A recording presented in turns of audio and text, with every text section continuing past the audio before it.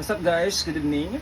Dahil nag-request yung aking kaibigan na si Hengwa na mag-ulam daw, mag-video daw tayo or mag-vlog ng pagkain ng ulam ay sardinas.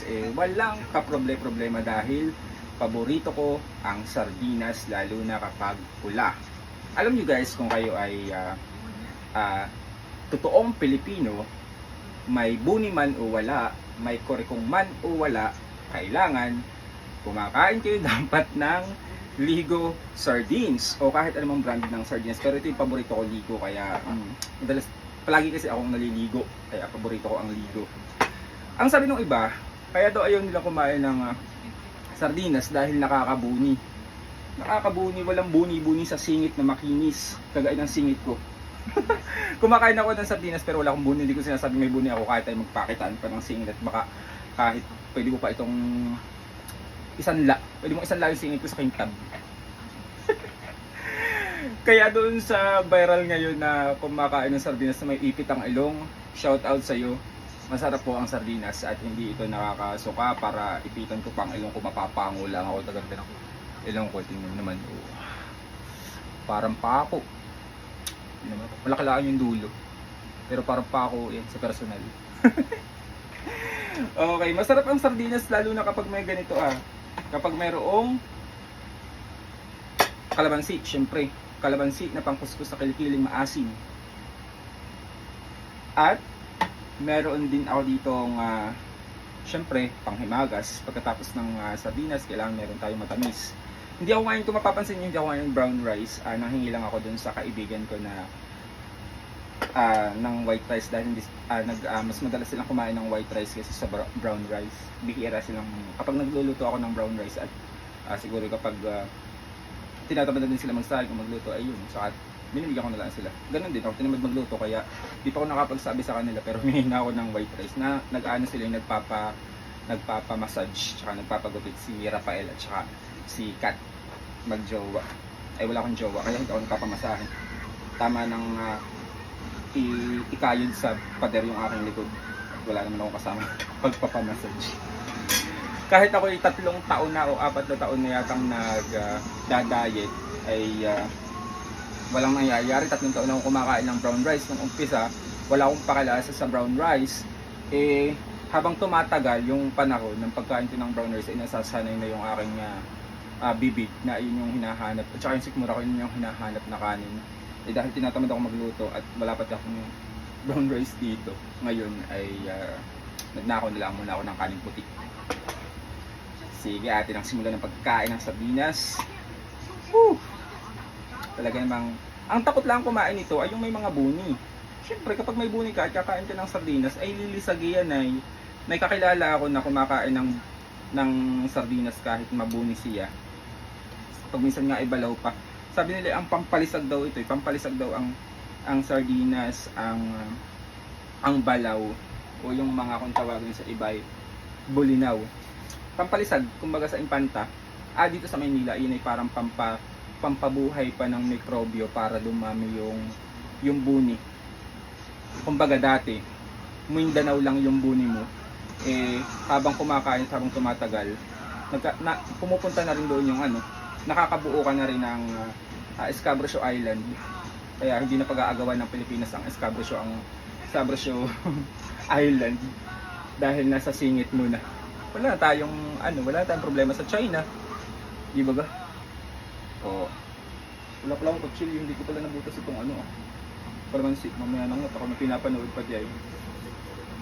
Pero masarap ito talaga. Mamaya lalagyan ko pagkaubos. Okay, let's eat.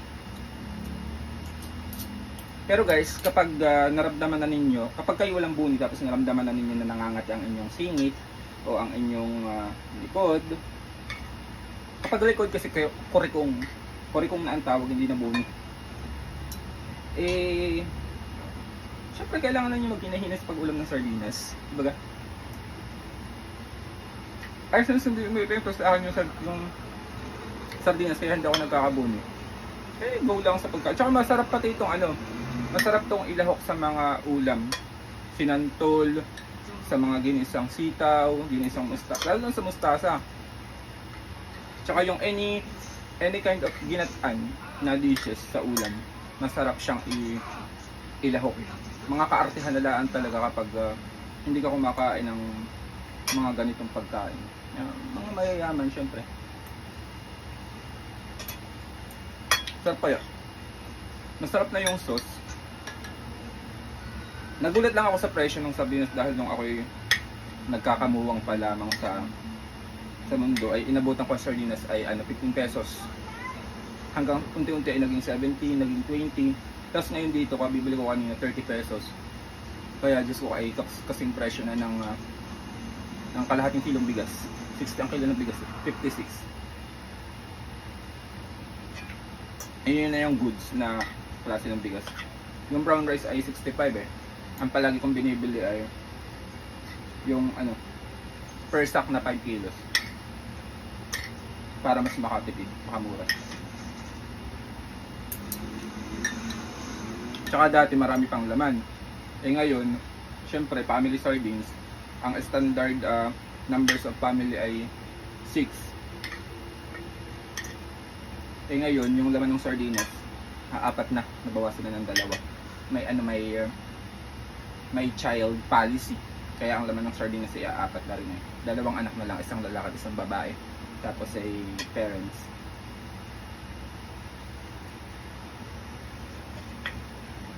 Masarap talaga siya, guys. Marami ditong pwedeng gawin. Luto. Nilalahukan din ito dati ni Papa ng ginigisa siya sa itlog at kamatis. Okay na, solve na.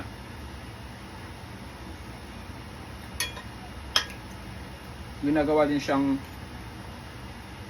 panlagay sa sardines spaghetti. May nakatikim na ako one time nang nagluto nito sa TLE, yung mga bata activity sa TLE nung ako'y nasa field of teaching pa.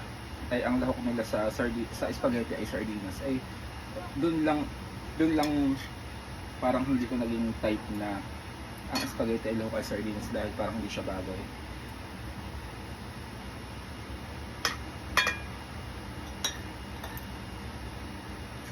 Tsaka kapag talaga gutom na gutom ka at yung budget mo ay pagkakasyahin mo, ito talaga yung ating prepared na ulamin, dalahin sa mga travel, sa kung ano mapag-usapan ninyo ng mga kaibigan ninyo na activity, dahil easy to